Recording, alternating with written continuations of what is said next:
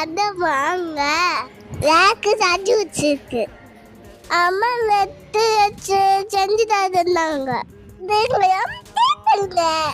ஆமாங்க, இன்னைக்கு வெத்தலை சம்மந்தி தான் பண்ண போகிறோம். அதுக்கு பேனில் ஆயில் விட்டு ஒரு பெரிய வெங்காயத்தை கட் பண்ணி போட்டு பூண்டு 10 பல் போட்டு ஒரு ப்ரௌனிஷ் கலர் வந்தோடனே எடுத்து ட்ரான்ஸ்ஃபர் பண்ணி வச்சுக்கோங்க.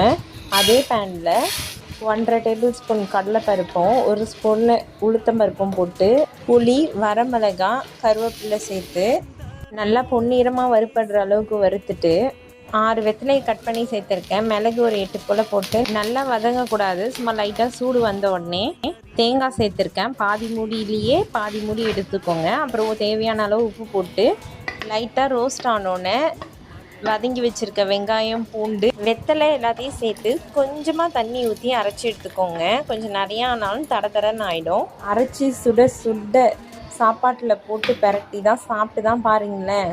குழந்தைகளையும் இனிமேல் கஷாயம் குடின்னு டார்ச்சர் பண்ண வேண்டிய அவசியமும் இல்லை. இந்த மாதிரி செஞ்சு என்னன்னு சொல்லாமலே சாப்பாட்டில் போட்டு பெரட்டி வீட்டு விடுங்க, நல்லாவே சாப்பிடுவாங்க குழந்தைங்க. அப்படியே நீங்களும் செஞ்சு பார்த்துட்டு எப்படி இருந்துச்சுன்னு சொல்லுங்கள்.